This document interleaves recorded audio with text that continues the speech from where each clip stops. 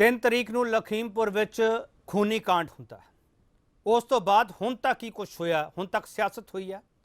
ਮੁਲਜ਼ਮ ਹੈ ਜਿਹੜੇ ਉਹ ਸਲਾਖਾਂ ਪਿੱਛੇ ਕਿਉਂ ਨਹੀਂ ਦਿੱਤੇ ਕਿ ਸੁਪਰੀਮ ਕੋਰਟ ਨੇ ਸਵਾਲ ਤੱਕ ਕਰ ਲਏ, ਸੁਪਰੀਮ ਕੋਰਟ ਨੇ ਰਿਪੋर्ट तलब कर ली है। मैं KP ਸਿੰਘ ਦਾ ਪੁਆਇੰਟ ਤੁਹਾਡਾ ਸਭ ਦਾ ਸਵਾਗਤ ਕਰਦਾ ਪਰ 4 ਦਿਨਾਂ ਬਾਅਦ ਜਿਹੜੀ ਕਾਰਵਾਈ ਕੀਤੀ ਗਈ ਹੈ ਕਿ ਉਹ ਅੱਖਾਂ ਪੁੰਝਣ ਲਈ ਕਾਰਵਾਈ ਕੀਤੀ ਗਈ ਹੈ, ਹੁਣ ਤੱਕ ਮੁੱਖ ਮੁਲਜ਼ਮ ਹੈ ਜਿਹੜਾ ਉਹ ਗ੍ਰਿਫਤ ਤੋਂ ਬਾਹਰ ਕੀ ਹੈਗਾ, ਬਾਹਰ ਕਿਉਂ ਹੈਗਾ। ਸਵਾਲ ਇਹ ਵੀ ਹੈਗਾ ਕੇਂਦਰੀ ਗ੍ਰਹਿ ਰਾਜ ਮੰਤਰੀ ਦੇ ਘਰ ਦੇ ਬਾਹਰ ਜੇ ਨੋਟਿਸ ਲਾਉਣਾ ਪਵੇ ਤਾਂ ਫਿਰ ਇਸ ਤੋਂ ਵੱਡਾ ਸਵਾਲ ਕਿਹੜਾ ਹੋ ਸਕਦਾ। ਉਹ ਜਿਹੜਾ ਨੋਟਿਸ ਲਾਇਆ ਗਿਆ ਉਹ ਨੋਟਿਸ ਦੀ ਕਾਪੀ ਵੀ ਮੇਰੇ ਕੋਲ ਪਈ ਹੈ। ਆਹ ਨੋਟਿਸ ਲਾਇਆ ਗਿਆ ਜਿਹੜਾ ਕੇਂਦਰੀ ਗ੍ਰਹਿ ਰਾਜ ਮੰਤਰੀ ਦੇ ਘਰ ਦੇ ਬਾਹਰ ਲਾਇਆ ਗਿਆ। ਆ FIR ਦੀ ਕਾਪੀ ਹੈ। इस FIR ਵਿੱਚ ਕਿਹੜੀਆਂ ਧਾਰਾਵਾਂ ਇਸ ਨੂੰ ਵੀ ਚੰਗੀ ਤਰ੍ਹਾਂ ਪੜ੍ਹਨਾ ਚਾਹੀਦਾ। ਪੋਸਟਮਾਰਟਮ ਦੇ ਸਵਾਲ ਕੋ ਉੱਠੇ ਆ ਉਸ ਨੂੰ ਵੀ ਚੰਗੀ ਤਰ੍ਹਾਂ ਦੇਖਣਾ ਚਾਹੀਦਾ। ਸੁਪਰੀਮ ਕੋਰਟ ਨੇ ਹੁਣ ਕਿਹੜਾ ਐਕਸ਼ਨ ਲਿਆ, ਉਸ ਨਾਲ ਕੀ ਇਨਸਾਫ ਮਿਲੇਗਾ, ਸਾਰੇ ਸਵਾਲ ਹੋਣੇ ਲਾਜ਼ਮੀ ਹੈ। ਲਖੀਮਪੁਰ ਦੇ ਕਾਤਲਾਂ ਨੂੰ ਸ਼ਹਿ ਕਿਉਂ? ਸਿਆਸੀ ਕਾਫਲੇ ਲਗਾਤਾਰ ਉੱਥੇ ਵੱਧ ਰਹੇ ਆ। DM ਨਾਲ ਬਹਿਸ ਤੱਕ ਹੋ ਰਹੀ ਹੈ। ਪ੍ਰਸ਼ਾਸਨ ਕਹਿ ਰਿਹਾ 5 ਜਣਾਂ ਤੋਂ ਵੱਧ ਅਸੀਂ ਜਾਣ ਨਹੀਂ ਦੇਣਾ ਹੈਗਾ। ਸਿਆਸਤਦਾਨਾਂ ਨੂੰ ਸਵਾਲ ਕੀਤਾ ਜਾ ਰਿਹਾ ਤੁਸੀਂ ਜਾ ਕੇ ਲੈਣਾ ਕੀ ਆ ਉੱਥੇ। ਉਹ ਕਹਿੰਦੇ ਅਸੀਂ ਦਬਾਅ ਬਣਾਵਾਂਗੇ ਫਿਰ ਇਹ ਮੁਲਜ਼ਮ ਗ੍ਰਿਫਤਾਰ ਹੋਣਗੇ। ਨੌਸਰ ਸਿੱਧੂ ਕਹਿੰਦੇ ਅਸੀਂ ਭੁੱਖ ਹੜਤਾਲ ਤੇ ਬੈਠ ਜਾਵਾਂਗੇ। ਸਵਾਲ ਬਹੁਤ ਸਾਰੇ ਆ। ਕਿਸਾਨਾਂ ਦਾ ਮੁੱਦਾ ਕਿਤੇ ਗਾਇਬ ਤਾਂ ਨਹੀਂ ਕਰਨ ਦੀ ਕੋਸ਼ਿਸ਼ ਕੀਤੀ ਜਾ ਰਹੀ। ਸਿਆਸਤ ਆ ਜਿਹੜੀ ਇਸ ਨੂੰ ਹਾਈਜੈਕ ਕਰਨ ਦੀ ਕੋਸ਼ਿਸ਼ ਤਾਂ ਨਹੀਂ ਕਰ ਰਹੀ। ਬਹੁਤ ਸਾਰੇ ਸਵਾਲ ਹੋਣੇ ਲਾਜ਼ਮੀ ਹੈ। ਪਹਿਲਾਂ ਬਿਆਨ ਸੁਣ ਲਈਏ। यूनियन मिनिस्टर के बेटे को अरेस्ट नहीं किया तो मैं कल से भूख हड़ताल पे जाऊंगा। ये मेरा वचन है और मेरा प्रण है। मैं पीछे नहीं हटूंगा क्योंकि ये अन्याय है। ये लोकतंत्र है, किसी की आवाज को दबाया नहीं जाता। कांग्रेस पार्टी जो लखीमपुर में हुआ उसके खिलाफ, जो नरसंहार हुआ, जो कत्लेआम हुआ उसके खिलाफ कांग्रेस पार्टी राहुल जी के नेतृत्व में, प्रियंका जी के नेतृत्व में, सोनिया जी के नेतृत्व में हम ये आंदोलन कर रहे हैं। वहाँ पर जो मारे गए लोग उनके साथ खड़े हैं। आज जिस तरीके का उत्साह हमारे कांग्रेस जनों ने और लोगों ने दिखाया है, ये मार्च के साथ जो लखीमपुर चलो का मार्च है, किसानों के साथ एकजुटता जाहिर करो, लोकतंत्र बचाओ संविधान बचाओ मार्च है, जो उत्तराखंड से राष्ट्र हटाओ का मार्च है, जो मार्च जो है किसानों को कुचलने वाले को गिरफ्तार करो और उकसाने वाले मंत्री को बर्खास्त करो का मार्च है। अभी तक उसके परिवार को न्याय नहीं मिला और जिन पे आरोप है वो फरार हैं। क्या आप बिना पुलिस के फरार रह सकते हैं? एक IPS जिसमें आरोप है कि उसने कुछ ये वसूली को लेकर के एक की हत्या हुई, जिसमें आज IPS नहीं पकड़ा गया, वो फरार है। यहाँ भी जो नामजद हैं वो गृह राज्य मंत्री के परिवार के बेटे हैं, तो क्या उम्मीद करते सरकार न्याय करेगी इन पर? सवाल ये जो नामजद हैं, जिन लोगों ने ऐसी घटना की है वो जेल जाएं। जिन्नी आलोचना करो उन्नी माड़ी है। देखो इस तरह घटना नहीं होनी चाहिए मेरे देश दे विच, मेरे सूबे दे विच। देखो मरण वाला, देखो 8 घरां दे चिराग बुझ गए, उन्होंने कौन मतलब आप कुछ भी कर दीए, उन्होंने दा प्यो किसी का बच्चा किसी का वो वापस नहीं आता। इस तरह की घटना नहीं होनी चाहिए है और उसकी निंदा करनी चाहिए है। और सानू इंसाफ वास्ते सारे कहना चाहिए भी इंसाफ परिवारों को और दोषियों को सज़ा मिलनी चाहिए। दोषी भावें कोई हो, किड्डे बड़े का हो, भावें मंत्री का हो, भावें किसी का भी हो, तो वो लिहाज किसी को नहीं होनी चाहिए है। बयानबाजियां बहुत हो रही हैं। दोषी कोई हो, वड्डा हो, छोटा हो, उन्हें फड़ना चाहिए, गिरफ्तारी होनी चाहिए। पर इन्होंने बयानों विचाले सवाल बहुत सारे है। लोकतंत्र बचाओ संविधान बचाओ यात्रा क्यों कढ़ी जा रही थी, इस विचाले बड़ा सवाल एक ही है। बड़ा सवाल असीं ये पूछ रहे हैं कि लोकतंत्र को खतरे वाला सियासी हमला लखीमपुर कांड मौके वड्डा किवें हो गया। इस सवाल पर बहस होगी। पैनल जिहड़ा साडे नाल है उन्हां तुहाडा तारुफ कराउणा ते उस तो बाद डिबेट शुरू करांगे। Professor Manjeet Singh political analyst ने। प्रोफैसर मनजीत सिंह किसानां ਦੇ ਦੁੱਖ ਦਰਦ ਨੂੰ ਵੀ ਚੰਗੀ ਤਰ੍ਹਾਂ ਸਮਝਦੇ ਆ, ਉਹਨਾਂ ਦੇ ਅੰਦੋਲਨ ਨੂੰ ਵੀ ਚੰਗੀ ਤਰ੍ਹਾਂ ਸਮਝਦੇ ਆ, ਉਹਦੇ ਵਿੱਚ ਵੱਡੀ ਹਿੱਸੇਦਾਰੀ ਨਾਲ ਰਹੀ ਹੈ। ਪ੍ਰੋਫੈਸਰ ਮਨਜੀਤ ਸਿੰਘ ਤੁਹਾਡਾ ਬਹੁਤ ਸਵਾਗਤ ਹੈ। ਹੁਣ ਵੀ ਉੱਥੇ ਉਹਨਾਂ ਨਾਲ ਹੀ ਇਹ ਸੰਪਰਕ ਵਿੱਚ ਰਹਿੰਦੇ ਆ। ਦਿਵਾਨ ਅਰੋੜਾ ਭਾਰਤੀ ਜਨਤਾ ਪਾਰਟੀ ਸਪੋਕਸਪਰਸਨ ਹੈ। ਦਿਵਾਨ ਅਰੋੜਾ ਤੁਹਾਡਾ ਬਹੁਤ ਸਵਾਗਤ ਹੈ।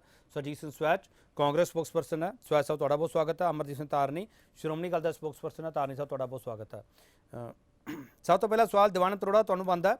ਦਿਵਾਨ ਅਰੋੜਾ, ਇਹ ਸ਼ਰਮਨਾਕ ਨਹੀਂ ਹੈਗਾ ਕਿ ਕੇਂਦਰੀ ਗ੍ਰਹਿ ਰਾਜ ਮੰਤਰੀ ਦੇ ਘਰ ਦੇ ਬਾਹਰ ਨੋਟਿਸ ਲਗਾਉਣਾ ਪਵੇ ਤੇ ਜੇ ਉਹ ਦੋਸ਼ੀ नहीं है, जो मुलजम नहीं है, तो फिर फरार क्यों है, भज्जे को फिरदे है?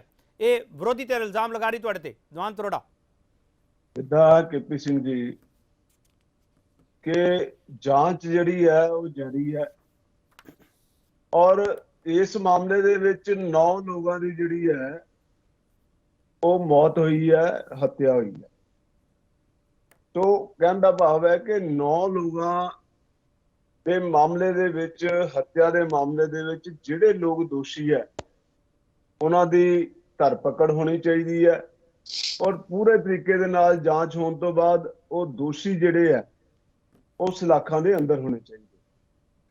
ਪਰ ਇੱਕ ਬੜੀ ਸ਼ਰਮ ਦੀ ਗੱਲ ਹੈ ਕਿ ਕਾਂਗਰਸ ਜਿਹੜੀ ਹੈ ਉਹ ਸਿਰਫ ਕੇਵਲ ਕਿਸਾਨਾਂ ਦੇ ਨਾਮ ਤੇ ਰਾਜਨੀਤੀ ਹੰਝੂ ਪੂਜਣ ਵਾਲੀ ਗੱਲ ਕਰ ਰਹੀ ਹੈ। ਤੁਸੀਂ ਦੇਖੋ ਕਿ ਪੰਜਾਬ ਸਰਕਾਰ ਨੇ ਉੱਥੇ ਜਿਹੜੇ ਕਿਸਾਨ ਜਿਨ੍ਹਾਂ ਦੀ ਮਤਲਬ ਕਿ ਕੁਚਲਣ ਦੇ ਕਾਰਨ ਜਿਨ੍ਹਾਂ ਦੀ ਮੌਤ ਹੋਈ ਉਹਨਾਂ ਵਾਸਤੇ ਤਾਂ 50 ਲੱਖ ਰੁਪਇਆ ਅਨਾਉਂਸ ਕਰਤਾ। ਜਿਹੜੇ ਇੱਥੇ ਬਾਰਡਰ ਤੇ ਸ਼ਹੀਦ ਹੋਏ ਕਿਸਾਨ ਉਹਨਾਂ ਵਾਸਤੇ 5-5 ਲੱਖ ਰੁਪਇਆ। ਦੀਵਾਨ ਤਰੋੜਾ ਜੀ ਇਹ ਸਿਆਸਤ ਤੁਹਾਡੀ ਠੀਕ ਹੈਗੀ ਦੀਵਾਨ ਤਰੋੜਾ ਜੀ। ਮੇਰਾ ਸਵਾਲ ਕਿਸਾਨਾਂ ਵੱਲੋਂ ਹੈ, ਆਸ਼ੀਸ਼ ਮਿਸ਼ਰਾ ਮੁੱਖ ਮੁਲਜ਼ਮ ਹੈ ਜਾਂ ਨਹੀਂ, ਉਹ ਇਸ ਗੁਨਾਹ ਦੇ ਵਿੱਚ ਸ਼ਾਮਲ ਹੈ ਜਾਂ ਨਹੀਂ? ਜੇ ਨਹੀਂ ਸ਼ਾਮਲ ਹੈਗਾ, ਜੇ ਤੁਸੀਂ ਉਹਨੂੰ ਬੈਕ ਕਰਦੇ ਪਏ ਹੋ ਤੇ ਫਿਰ ਉਹ ਭੱਜਦਾ ਕਿਉਂ ਫਿਰਦਾ? ਦੀਵਾਨ ਤਰੋੜਾ ਜੀ। ਕੇਪੀ ਸਿੰਘ ਜੀ, ਇਹਦਾ ਸੰਗਿਆਨ ਜਿਹੜਾ ਵਾ ਉਹ ਸੁਪਰੀਮ ਕੋਰਟ ਨੇ ਵੀ ਲਿਆ ਵਾ। ਅਸੀਂ ਕਿਸੇ ਵੀ ਦੋਸ਼ੀ ਨੂੰ ਬਚਾਉਣ ਦੇ ਹੱਕ ਦੇ ਵਿੱਚ ਨਹੀਂ ਆ। ਨਹੀਂ, ਇਹਦਾ ਮਤਲਬ ਦੀਵਾਨ ਤਰੋੜਾ ਜੀ ਇਹਦਾ ਮਤਲਬ ਤੁਹਾਡੀ ਨੈਤਿਕਤਾ ਖਤਮ ਹੋ ਚੁੱਕੀ ਹੈ, ਹਰ ਕੰਮ ਕੋਰਟ ਨੂੰ ਕਰਨਾ ਪਊਗਾ?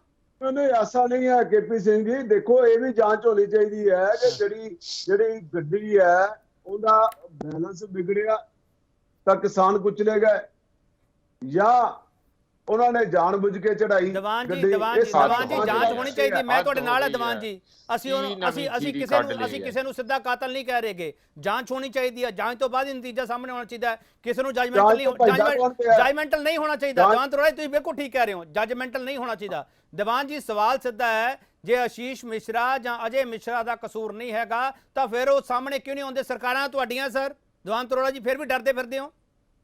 ਦੇਖੋ ਜੀ, ਅਸੀਂ ਕਿਸੇ ਵੀ ਦੋਸ਼ੀ ਨੂੰ ਨਹੀਂ ਵਿਚਾਰਾ ਹੈ। ਜਿਨ੍ਹਾਂ ਨੇ ਲਿੰਚਿੰਗ ਕੀਤੀ ਹੈ ਉਹਨਾਂ ਦੀ ਗ੍ਰਿਫਤਾਰੀ ਵੀ ਹੋਣੀ ਚਾਹੀਦੀ ਹੈ,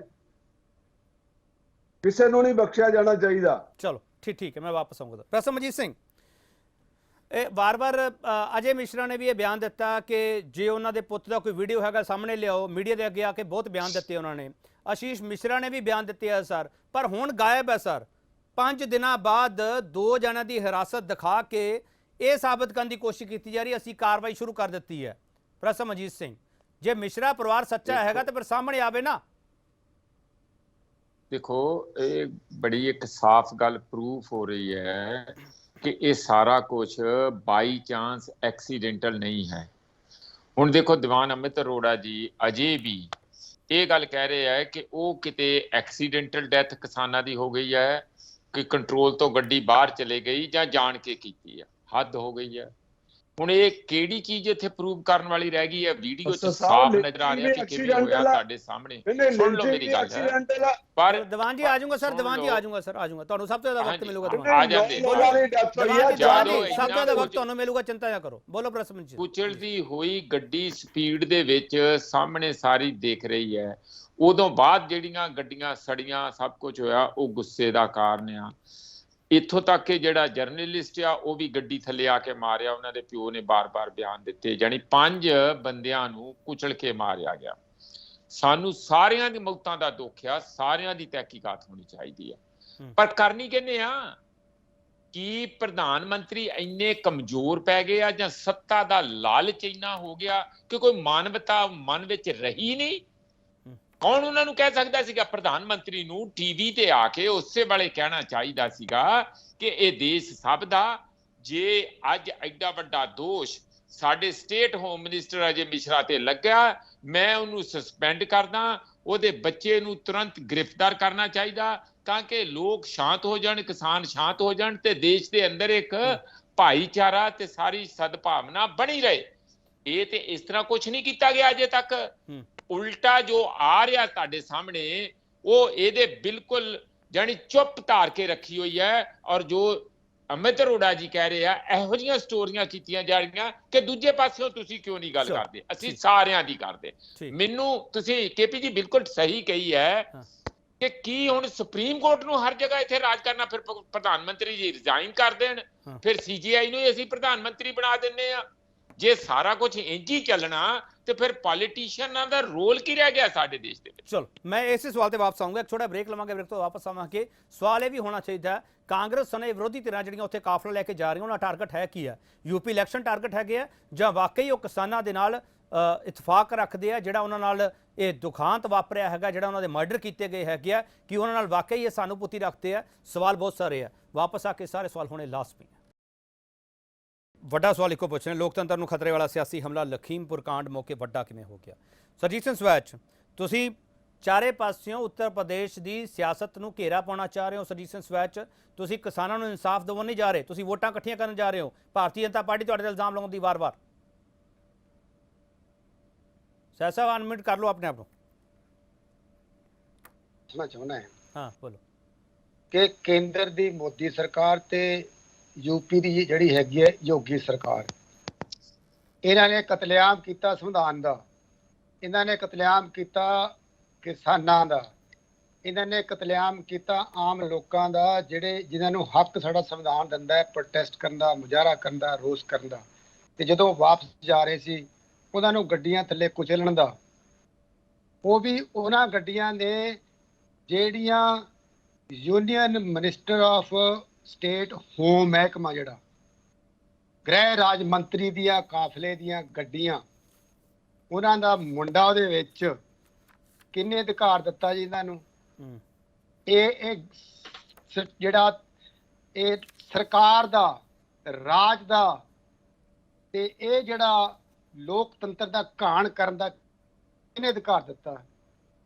ਇਹ ਗੁੰਡਾਗਰਦੀ ਕਰਨ ਦਾ ਕਿਹਨੇ ਅਧਿਕਾਰ ਦਿੱਤਾ ਇਹਨਾਂ ਨੂੰ? ਇਹਦੇ ਖਿਲਾਫ ਬੋਲਣਾ ਪਏਗਾ। ਸਿਆਸੀ ਪਾਰਟੀਆਂ ਦੀ ਜ਼ਿੰਮੇਵਾਰੀ ਹੈ ਇਹ ਕੋਈ ਸਿਆਸੀ, ਮੈਂ ਕਹਿੰਦਾ ਸਿਆਸਤ ਨਹੀਂ ਹੈ, ਜ਼ਿੰਮੇਵਾਰੀ ਹੈ ਉਹਨਾਂ ਦੀ। ਅੱਜ ਪੂਰੇ ਹਿੰਦੁਸਤਾਨ ਦੇ ਵਿੱਚ ਸਾਰੀਆਂ ਸਿਆਸੀ ਪਾਰਟੀਆਂ ਨੂੰ ਇੱਕ ਪਲੇਟਫਾਰਮ ਤੇ ਆ ਕੇ ਇਕੱਠੀਆਂ ਹੋ ਕੇ ਇਹਨਾਂ ਦੇ ਖਿਲਾਫ ਬੋਲਣਾ ਪਏਗਾ, ਰੋਸ ਮੁਜ਼ਾਹਰੇ ਕਰਨੇ ਪੈਣਗੇ, ਧਰਨੇ ਦੇਣੇ ਪੈਣਗੇ, ਸੜਕਾਂ ਤੇ ਆਉਣਾ ਪਏਗਾ। ਕਿਉਂਕਿ ਇਹ ਤੁਹਾਡੀ ਤਾਂ ਪੂਰੀ ਪਾਰਟੀ ਇੱਕ ਪਲੇਟਫਾਰਮ ਤੇ ਨਹੀਂ ਆ ਰਹੀ। ਚੰਨੀ ਸਾਹਿਬ, ਰਾਹੁਲ ਗਾਂਧੀ ਵੱਖਰੇ ਜਾਂਦੇ ਆ, ਮਿਸਟਰ ਬਘੇਲ ਵੱਖਰੇ ਜਾਂਦੇ ਆ। ਨਹੀਂ, ਸਾਡੀ ਸਾਰੀ ਪਾਰਟੀ ਇੱਕ ਪਲੇਟਫਾਰਮ ਤੇ ਹੈਗਾ। ਸਾਡੀ ਪਾਰਟੀ ਇੱਕ ਪਲੇਟਫਾਰਮ ਤੇ ਹੈਗੀ ਹੈ। ਸਾਨੂੰ ਇਹ ਜਿਹੜੇ ਧਰਨੇ ਮੁਜ਼ਾਹਰੇ ਹਰ ਰੋਜ਼ ਜਾਰੀ ਰੱਖਣੇ ਪੈਣੇ। ਕਾਰਨ ਕੀ ਹੈਗਾ? ਕਿਉਂਕਿ ਅੱਜ ਤੀਕਰ ਇਹ ਪਹਿਲਾਂ ਮੰਨਣ ਨੂੰ ਹੀ ਤਿਆਰ ਨਹੀਂ ਹੈਗੇ ਕਿ ਉਹਦਾ ਮੰਤਰੀ ਦਾ ਮੁੰਡਾ ਉੱਥੇ ਸੀਗਾ ਜਾਂ ਮੰਤਰੀ ਦਾ ਕੋਈ ਕਸੂਰ ਸੀਗਾ। ਮੰਤਰੀ ਦੀਆਂ ਗੱਡੀਆਂ, ਥੋੜੇ ਦਿਨ ਪਹਿਲਾਂ ਮੰਤਰੀ ਨੇ ਧਮਕੀਆਂ ਦਿੱਤੀਆਂ ਤੇ ਇਹਦੇ ਉੱਤੇ ਸਾਜ਼ਿਸ਼ ਬਣਦੀ ਹੈਗੀ ਹੈ, ਕਨਸਪੀਰੇਸੀ ਬਣਦੀ ਹੈ, ਅਬੈਟਮੈਂਟ ਬਣਦੀ ਹੈ ਮੰਤਰੀ ਤੇ, ਉਹਦਾ ਨਾਲ ਸ਼ਾਮਲ ਹੁੰਦਾ। ਇੱਕ ਗੱਲ। ਦੂਜੀ ਗੱਲ, ਕੱਲ ਉਹ ਅਮਿਤ ਸ਼ਾਹ ਜੀ ਨੂੰ ਮਿਲ ਕੇ ਆਏ ਨੇ, ਮੰਤਰੀ ਜਿਹੜਾ ਮਿਸ਼ਰਾ ਹੈਗਾ, ਉੱਥੇ ਹੀ ਅਸਤੀਫਾ ਕਿਉਂ ਨਹੀਂ ਲਿਆ ਗਿਆ ਉਹਦਾ? ਉੱਥੇ ਹੀ ਅਰੈਸਟ ਕਿਉਂ ਨਹੀਂ ਕੀਤਾ ਗਿਆ? ਡਿਸਮਿਸ ਕਿਉਂ ਨਹੀਂ ਕੀਤਾ ਗਿਆ? ਸਰਾਜ ਸਾਹਿਬ ਅਸਤੀਫਾ ਪਤਾ ਕਿਉਂ ਨਹੀਂ ਲੈ ਰਹੇਗੇ? ਉਹ ਇਹ ਗੱਲ ਕਹਿੰਦੇ ਆ, ਜਿਹੜੇ ਅੰਦਰ ਖਾਤੇ ਗੱਲਾਂ ਬਾਤਾਂ ਹੋ ਰਹੀਆਂ, ਉਹ ਇਹ ਕਹਿ ਰਹੇ ਆ ਕਿ ਜੇ ਅਸੀਂ ਅਸਤੀਫਾ ਲੈ ਲਿਆ ਫਿਰ ਤਾਂ ਅਸੀਂ ਗਿਲਟੀ ਪ੍ਰੂਵ ਹੋ ਗਏ, ਕਿਉਂ ਅਸਤੀਫਾ ਲਈਏ? ਉਹ ਵੀ ਵਿਰੋਧੀ ਧਿਰਾਂ ਦੇ ਕਹਿਣ ਤੇ ਅਸਤੀਫਾ ਲਈਏ। ਇਹੀ ਤਾਂ ਹੈਂਕੜਬਾਜ਼ੀ ਹੈ ਨਾ ਜੀ। ਇਹੀ ਤਾਂ ਹੈਂਕੜਬਾਜ਼ੀ ਹੈ।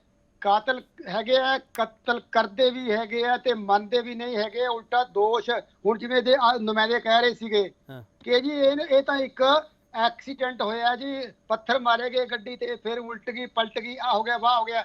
ਇਹ ਕਾਊਂਟਰ ਨੈਰੇਟਿਵ ਖੜਾ ਕਰ ਰਹੇ ਨੇ, ਝੂਠੀਆਂ ਕਹਾਣੀਆਂ ਬਣਾ ਰਹੇ ਨੇ। ਠੀਕ, ਮੈਂ ਵਾਪਸ ਇਹਨਾਂ ਨੂੰ ਉਲਟਾ ਕਿਸਾਨਾਂ ਨੂੰ। ਸਰ ਮੈਂ ਇੱਕ ਗੱਲ ਕਰੂੰਗਾ, ਇੱਕ ਗੱਲ ਕਰਾਂਗਾ, ਬੋਲੋ। ਬਤੌਰ ਵਕੀਲ ਮੈਂ ਇੱਕ ਗੱਲ ਕਰਾਂਗਾ। ਹਾਂ ਬੋਲੋ। ਜੇ ਸਾਡੇ ਘਰ ਤੇ ਕੋਈ ਅਟੈਕ ਕਰੇ, ਆ ਕੇ ਸਾਨੂੰ ਮਾਰਨ ਦੀ ਕੋਸ਼ਿਸ਼ ਕਰੇ, ਅਗਰ ਅਸੀਂ ਉਸ ਧਾੜਵੀ ਨੂੰ ਮਾਰ ਵੀ ਦਿੰਨੇ ਹੈਗੇ ਆ ਤਾਂ ਕੋਈ ਜੁਰਮ ਨਹੀਂ ਹੁੰਦਾ। ਸਾਨੂੰ ਕਾਨੂੰਨ ਡਿਫੈਂਸ ਹੁੰਦਾ, ਸੈਲਫ ਡਿਫੈਂਸ ਦਾ। ਇਸੇ ਤਰ੍ਹਾਂ ਜਿੱਥੋਂ ਜਦੋਂ ਉੱਥੇ ਗੱਡੀਆਂ ਚੜਾਈਆਂ ਲੋਕਾਂ ਤੇ, ਉਹਨਾਂ ਤੇ ਕਿਸਾਨ ਦੇ ਗੱਡੀਆਂ ਚੜਾਈਆਂ, ਅਗਰ ਰੋਜ਼ ਆ ਕੇ ਉਹਨਾਂ ਨੇ ਕੋਈ ਕਿਸੇ ਦੀ ਮੌਤ ਵੀ ਹੋਈ ਹੈ, ਮੈਂ ਕਹਿੰਦਾ ਮੌਤ ਗਲਤ ਹੈਗੀ ਹੈ, ਮੌਤ ਦੁਖਦਾਈ ਹੁੰਦੀ ਹੈ, ਲੇਕਿਨ ਉਹ ਕਾਤਲ ਨਹੀਂ ਗਏ। ਉਹ ਅਗਰ ਸੈਲਫ ਡਿਫੈਂਸ ਦੇ ਵਿੱਚ ਪ੍ਰੋਵੋਕੇਸ਼ਨ ਦੇ ਵਿੱਚ ਸਾਹਿਬ ਤੁਸੀਂ ਜਸਟੀਫਾਈ ਕਰ ਰਹੇ ਹੋ ਕਿ ਸੈਲਫ ਡਿਫੈਂਸ ਦੇ ਵਿੱਚ ਜੇ ਬਾਕੀ ਜਣੇ ਮਾਰੇ ਗਏ ਆ ਤਾਂ ਉਹਦੇ ਵਿੱਚ ਕਾਨੂੰਨ ਨੂੰ ਸਾਥ ਦੇਊਗਾ, ਕਾਨੂੰਨ ਸਾਥ ਦੇਊਗਾ। ਇਹ ਕਾਨੂੰਨ ਕਰਦਾ ਹੈ। ਤੁਸੀਂ ਮੇਰੇ ਤੇ ਗੱਡੀ ਚੜਾਓ ਆ ਕੇ, ਮੈਂ ਕੋਈ ਡਿਫੈਂਸ ਨਾ ਕਰਾਂ ਆਪਣਾ? ਮੈਨੂੰ ਕਾਨੂੰਨ ਹੱਕ ਦਿੰਦਾ ਹੈ, ਡਿਫੈਂਸ ਲੈਣ ਦਾ ਕਾਨੂੰਨ ਹੱਕ ਦਿੰਦਾ ਮੈਨੂੰ। ਚਲੋ ਮੈਂ ਵਾਪਸ ਆ ਰਿਹਾ ਦੀਵਾਨ ਜੀ, ਇੱਕ ਮਿੰਟ ਆ ਰਿਹਾ।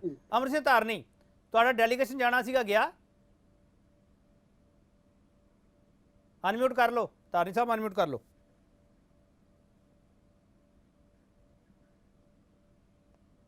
ਆ ਰਹੀ ਹੈ ਜੀ? ਹਾਂਜੀ ਬੋਲੋ।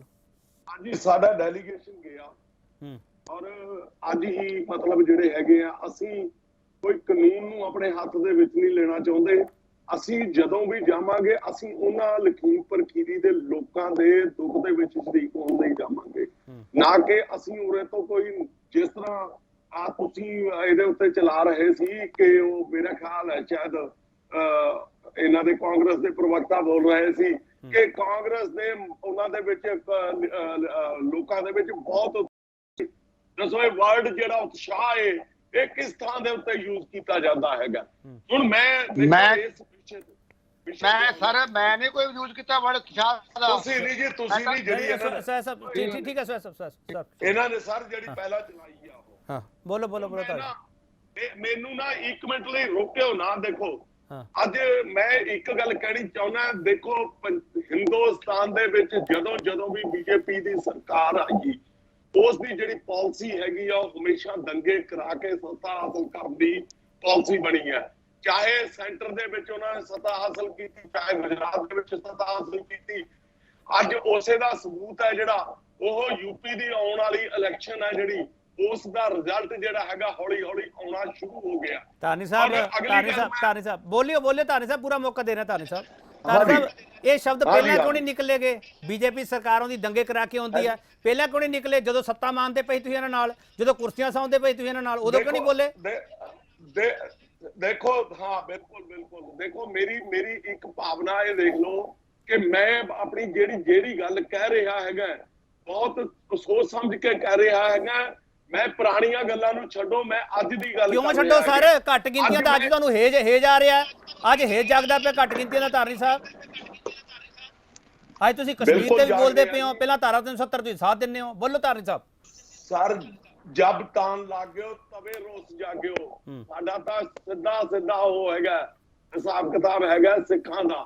ਮੈਂ ਅੱਜ ਜਿਹੜੀ ਗੱਲ ਹੈਗੀ ਆ ਦੇਖੋ ਤੁਸੀਂ ਇਸ ਗੱਲ ਨੂੰ ਵਿੱਚ ਟੱਕੀ ਜਾਣਾ, ਜੀ ਸਰ ਕੇ ਟੱਕੀ ਜਾਓ, ਪਰ ਮੈਂ ਅੱਜ ਇੱਕ ਗੱਲ ਕਹਿ ਰਿਹਾ ਹੈਗਾ ਕਿ ਮੈਨੂੰ ਸ਼ਰਮ ਆਉਂਦੀ ਆ ਕਿ ਮੈਂ ਇਸ ਦੇਸ਼ ਦਾ, ਇਸ ਸੰਵਿਧਾਨ ਦਾ, ਇਸ ਡੈਮੋਕ੍ਰੇਸੀ ਦਾ ਹਿੱਸਾ ਹਾਂ। ਪਰ ਅੱਜ ਜੋ ਉੱਥੇ ਲਖੀਮਪੁਰ ਖੀਰੀ ਦੇ ਵਿੱਚ ਲੋਕਾਂ ਦੇ ਨਾਲ ਹੋਇਆ ਹੈਗਾ, ਵਾਪਰਿਆ ਹੈਗਾ, ਮੈਨੂੰ ਦੁੱਖ ਨਹੀਂ, ਮੈਨੂੰ ਦਰਦ ਹੈ ਇਸ ਚੀਜ਼ ਦਾ। ਔਰ ਜਿਵੇਂ ਸਵੈਦ ਸਾਹਿਬ ਨੇ ਕਿਹਾ ਨਾ, ਮੇਰੀ ਗੱਲ ਖਤਮ ਹੋਣ ਦਿਓ ਜੀ। ਜਿਵੇਂ ਸਵੈਦ ਸਾਹਿਬ ਨੇ ਕਿਹਾ, ਦੇਖੋ ਜਦੋਂ ਅੰਬੁਸ਼ ਲੱਗਦੇ ਹੈਗੇ ਆ, ਬਾਹਰਲੇ ਕੰਟਰੀਆਂ ਵਾਲੇ ਲਾਉਂਦੇ ਆ, ਪਾਕਿਸਤਾਨ ਵਾਲੇ ਲਾਉਂਦੇ ਹੈਗੇ ਆ, ਤਾਂ ਉਹਨਾਂ ਨੂੰ ਬਦਲੇ ਦੇ ਵਿੱਚ ਜਦੋਂ ਮਾਰ ਦਿੱਤਾ ਜਾਂਦਾ ਤਾਂ ਸਾਡੇ ਤੇ ਕੋਈ ਕ੍ਰਾਈਮ ਨਹੀਂ ਬਣਦਾ ਹੈਗਾ। ਹੁਣ ਉਹ ਤੁਸੀਂ ਬਿਲਕੁਲ ਇਹ ਗੱਲ ਇਹਨਾਂ ਨੇ ਸਹੀ ਕਹੀ ਹੈਗੀ ਆ। ਪਰ ਦੂਜੀ ਗੱਲ, ਅੱਜ ਸੁਪਰੀਮ ਕੋਰਟ ਦੀ ਗੱਲ ਹੈਗੀ ਆ ਤੇ ਸੁਪਰੀਮ ਕੋਰਟ ਦੇ ਚੀਫ ਜਸਟਿਸ ਨੇ ਸੂਓ ਮੋਟੋ ਨੋਟਿਸ ਲਿਆ। ਕਦੋਂ ਲਿਆ? ਜਿਸ ਟਾਈਮ ਤੇ ਪ੍ਰਾਈਮ ਮਿਨਿਸਟਰ ਨਹੀਂ ਬੋਲਿਆ, ਆਦਿੱਤਿਆਨਾਥ ਯੋਗੀ ਕੁਝ ਨਹੀਂ ਬੋਲਿਆ ਹੈਗਾ, ਔਰ ਉਹ ਬੰਦਾ ਉਹ ਗ੍ਰਹਿ ਮੰਤਰੀ ਹੋਣ ਦੇ, ਸਟੇਟ ਮਿਨਿਸਟਰ ਹੋਣ ਦੇ ਨਾਤੇ ਜਿਹਦੇ ਥੱਲੇ ਸਾਰੀ ਪੁਲਿਸ ਹੈਗੀ ਆ। ਦੇਖੋ ਇੱਕ ਮਿੰਟ ਯਾਰ, ਮੇਰੀ ਗੱਲ ਨਹੀਂ ਖਤਮ ਹੋਈ। ਦੇਖੋ ਲਾ ਦਾ ਇੱਕ ਸਿੱਧਾ ਜਿਹਾ ਹਿਸਾਬ ਕਿਤਾਬ ਹੈਗਾ ਕਿ ਜਦੋਂ ਜਿਹੜਾ ਬੰਦਾ ਇਸ ਇਨਵੈਸਟੀਗੇਸ਼ਨ ਨੂੰ ਪ੍ਰਭਾਵਿਤ ਕਰਦਾ ਹੋਵੇ ਤਾਂ ਉਸ ਨੂੰ ਆਪਣਾ ਪੁਲਿਸ ਨੇ ਕਸਟਡੀ ਦੇ ਵਿੱਚ ਲੈਣਾ ਬਹੁਤ ਜ਼ਰੂਰੀ ਹੁੰਦਾ ਹੈ। ਇਹਨਾਂ ਨੇ ਉਹ ਬਿਲਕੁਲ ਪ੍ਰਭਾਵਿਤ ਕਰੂਗਾ, ਉਹ ਇਸੇ ਕਰਕੇ ਭੱਜਿਆ ਹੋਇਆ ਹੈਗਾ। ਜਿਹੜਾ ਬੰਦਾ ਅੱਜ ਮੰਤਰੀ ਬੈਠਾ ਹੈਗਾ ਉਹ ਕਿਵੇਂ ਨਹੀਂ ਪ੍ਰਭਾਵਿਤ ਕਰੂਗਾ? ਮੈਨੂੰ ਕੋਈ ਆਸ ਨਹੀਂ ਹੈਗੀ ਇਹਨਾਂ ਤੋਂ, ਕਿਸੇ ਕਿਸਮ ਦੀ ਕੋਈ ਉਹ ਨਹੀਂ ਹੈਗੀ। ਠੀਕ ਹੈ ਦੀਵਾਨ ਤਰੋੜਾ ਜੀ, ਤੁਹਾਡੇ ਤੋਂ ਕੋਈ ਉਮੀਦ ਨਹੀਂ ਹੈਗੀ ਕਿਸੇ ਨੂੰ ਕਿ ਤੁਸੀਂ ਇਨਸਾਫ ਦਿਵਾਓਗੇ? ਸੁਪਰੀਮ ਕੋਰਟ ਦੇ ਸੂ ਮੋਟੋ ਐਕਸ਼ਨ ਤੋਂ ਥੋੜੀ ਬਹੁਤ ਇਨਸਾਫ ਦੀ ਉਮੀਦ ਜਗੀ ਹੈ, ਤੁਹਾਡੇ ਤੋਂ ਬਿਲਕੁਲ ਨਹੀਂ ਹੈਗੀ। ਤੁਹਾਡੀ ਨੈਤਿਕਤਾ ਜਿਹੜੀ ਉਹ ਖਤਮ ਹੋ ਚੁੱਕੀ ਹੈ। ਦੀਵਾਨ ਤਰੋੜਾ ਜੀ, ਨੈਤਿਕਤਾ ਤਾਂ ਮੈਨੂੰ ਹੈਰਾਨਗੀ ਹੁੰਦੀ ਹੈ ਧਾਰਨੀ ਜੀ ਤੋਂ। ਬੋਲੋ ਦੀਵਾਨ ਜੀ, ਬੋਲੋ। ਚਲੋ ਮੈਂ ਵਾਪਸ ਆ ਜਾਊਂਗਾ ਦੀਵਾਨ ਜੀ, ਮੈਨੂੰ ਲੱਗਦਾ ਤੁਹਾਨੂੰ ਆਵਾਜ਼ ਨਹੀਂ ਮੇਰੀ ਪਹੁੰਚ ਪਾ ਰਹੀ। ਇੱਕ ਛੋਟਾ ब्रेक लेके वापस आ रहे हैं, पर अमरजीत सिंह को भी जाऊँगा। तो लखीमपुर कांड ते घिरी सरकार को हुण राह की है? सवाल यही है, सरकार को राह है जिहड़ा उस सुप्रीम कोर्ट के एक्शन तो बाद तैयार होगा, जां सरकार ये सोच विचार करती पई है कि हुण किहड़े सबूत अगे रखे जाण? सबूत ये भी रखे जा सकते हैं कि जे ये कहा जा रहा है कि आशीष मिश्रा उस वेले दंगल के किसी समागम के विच हिस्सा लै रहा सीगा, उस दियां वीडियोज़, उस दी टाइमिंग कि उन्होंने सारिया चीज़ों ना मैच कर सकती है? सवाल बहुत सारे है, क्योंकि आशीष मिश्रा ने यह बयान दिता सीगा कि मैं तो बहुत दूर सीगा। अजय मिश्र जो टेनी है वो ये कहते हैं कि जे मेरा पुत उत्थे होया, जो उनकी कोई वीडियो हैगी, कोई सबूत हैगा तो मैं अस्तीफा दे दूँगा। सवाल ये बहुत सारे है ਤੇ ਇਹਨਾਂ ਸਵਾਲਾਂ ਤੇ ਇਹ ਡਿਬੇਟ ਹੋਣੀ ਚਾਹੀਦੀ ਹੈ ਤੇ ਡਿਬੇਟ ਇਹ ਵੀ ਹੋਣੀ ਚਾਹੀਦੀ ਹੈ ਲੋਕਤੰਤਰ ਨੂੰ ਖਤਰੇ ਵਾਲਾ ਸਿਆਸੀ ਹਮਲਾ ਹੁਣ ਵੱਡਾ ਕਿਉਂ ਹੁੰਦਾ ਜਾ ਰਿਹਾ। ਵਾਪਸ ਆ ਰਿਹਾ ਵੱਡਾ ਸਵਾਲ ਇਸ ਡਿਬੇਟ ਦੇ ਜਿਹੜਾ ਅਸੀਂ ਰੱਖਿਆ, ਲੋਕਤੰਤਰ ਨੂੰ ਖਤਰੇ ਵਾਲਾ ਸਿਆਸੀ ਹਮਲਾ ਲਖੀਮਪੁਰ ਕਾਂਡ ਮੌਕੇ ਵੱਡਾ ਕਿਵੇਂ ਹੋ ਗਿਆ। ਦੇਵਾਨ ਅਰੋੜਾ ਆਪਣੀ ਗੱਲ ਪੂਰੀ ਕਰੋ, ਤੁਸੀਂ ਕਹਿ ਰਹੇ ਸੀ ਕੁਝ। ਹਾਂ, ਕੇਪੀ ਸਿੰਘ ਜੀ, ਨੈਤਿਕਤਾ ਦੀ ਗੱਲ ਕੀਤੀ ਤੁਸੀਂ। ਮੈਨੂੰ ਹੈਰਾਨਗੀ ਹੁੰਦੀ ਹੈ ਕਿ ਧਾਰਮੀ ਸਾਹਿਬ 1984 ਭੁੱਲ ਗਿਆ ਤੇ ਕਾਂਗਰਸ ਨੂੰ ਮਾਫ ਕਰ ਦਿੱਤਾ। ਜਿੱਥੋਂ ਤੱਕ ਸਵੈਜ ਸਾਹਿਬ ਨੇ ਕਿਹਾ ਕਿ ਸਭ ਨਾਲੋਂ ਵੱਡਾ ਕਤਲੇਆਮ ਲਖੀਮਪੁਰ, ਸਵੈਜ ਸਾਹਿਬ ਸਭ ਨਾਲੋਂ ਵੱਡਾ ਕਤਲੇਆਮ ਦੇਸ਼ ਦੇ ਵਿੱਚ 1984 ਜੈਨੋਸਾਈਡ ਸੀ। ਔਰ ਉਦੋਂ ਸ਼ਰਮ ਤਾਂ ਆਣੀ ਚਾਹੀਦੀ ਸੀ ਰਾਜੀਵ ਗਾਂਧੀ ਨੂੰ, ਉਹਨਾਂ ਕੋਲੋਂ ਅਸਤੀਫਾ ਕਿਉਂ ਨਹੀਂ ਦਵਾਇਆ ਗਿਆ। ਤੁਸੀਂ ਤਾਂ HKL ਭਗਤ ਤੇ ਜਗਦੀਸ਼ ਟਾਈਟਲਰ ਨੂੰ ਵੀ ਕਾਤਲ ਨਹੀਂ ਮੰਨਿਆ। ਦੀਵਾਨ ਜੀ ਇੱਕ ਮਿੰਟ ਧਾਰੀ ਸਾਹਿਬ ਇੱਕ ਮਿੰਟ ਰੁਕ ਜਾਓ। ਦੀਵਾਨ ਜੀ ਇੱਕ ਮਿੰਟ ਸਰ ਤੁਹਾਡੇ ਸਵਾਲ ਨਾਲ ਜੁੜਿਆ ਸਵਾਲ ਹੈ। ਦੀਵਾਨ ਜੀ ਤੁਹਾਡੇ ਸਵਾਲ ਨਾਲ ਜੁੜਿਆ ਸਵਾਲ ਹੈ। ਦੀਵਾਨ ਜੀ ਤੁਹਾਡੇ ਸਵਾਲ ਨਾਲ ਜੁੜਿਆ ਸਵਾਲ ਹੈ ਸਰ। ਦੀਵਾਨ ਜੀ ਤੁਹਾਡੇ ਸਵਾਲ ਨਾਲ ਜੁੜਿਆ ਸਵਾਲ ਹੈ। ਦੀਵਾਨ ਜੀ ਸੁਣ ਲਓ ਨਾ, ਦੀਵਾਨ ਜੀ ਸੁਣ ਲਓ, ਤੁਹਾਡੇ ਸਵਾਲ ਨਾਲ ਜੁੜਿਆ ਸਵਾਲ ਪੁੱਛ ਰਿਹਾ। ਦੀਵਾਨ ਜੀ ਤੁਸੀਂ ਦੀਵਾਨ ਜੀ ਤੁਸੀਂ 1984 ਸਿੱਖ ਜੈਨੋਸਾਈਡ ਦੀ ਗੱਲ ਕੀਤੀ ਹੈ, ਤੁਹਾਡਾ ਨੈਰੇਟਿਵ ਹੈ ਬੜਾ, ਤੁਸੀਂ ਉੱਥੇ ਯੂਪੀ ਵਿੱਚ ਵੀ ਸੈੱਟ ਕਰਨ ਦੀ ਕੋਸ਼ਿਸ਼ ਕਰ ਰਹੇ ਹੋ। ਸਿਧਾਰਥ ਨਾਥ ਸਿੰਘ ਤੁਹਾਡੇ ਮੰਤਰੀ ਇਹ ਬਿਆਨ ਦੇ ਚੁੱਕੇ ਹੈ।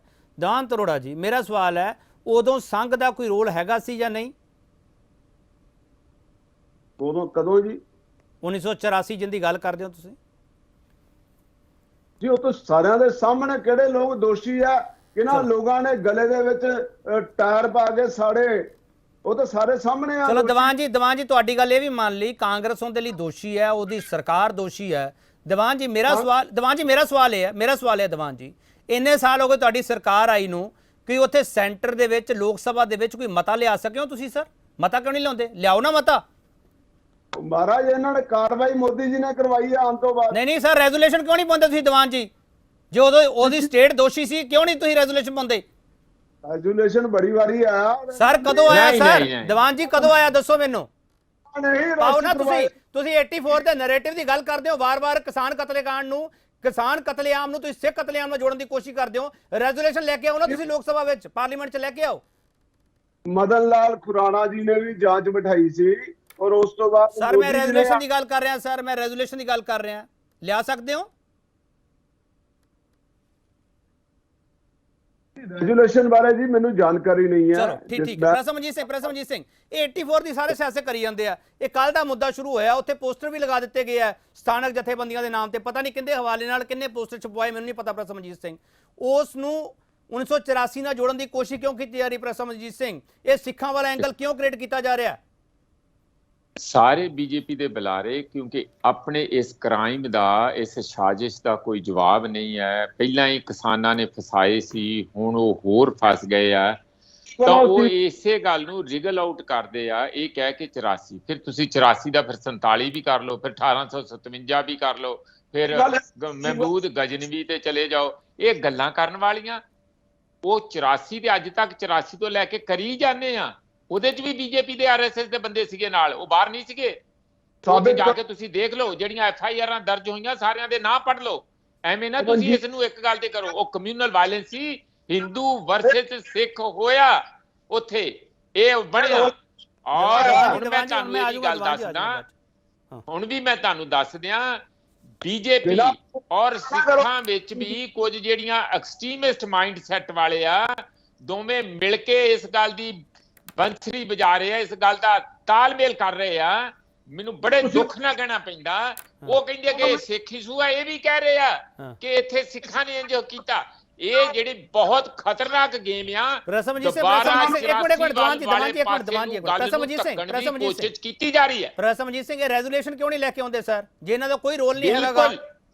ਬਿਲਕੁਲ ਉਹ ਕਦੀ ਨਹੀਂ ਲਿਆਉਣਗੇ, ਕਿਉਂਕਿ ਇਹ ਹੈ ਹੀ ਹਿੰਦੂ ਰਾਸ਼ਟਰ ਬਣਾਉਣ ਵਾਲੇ।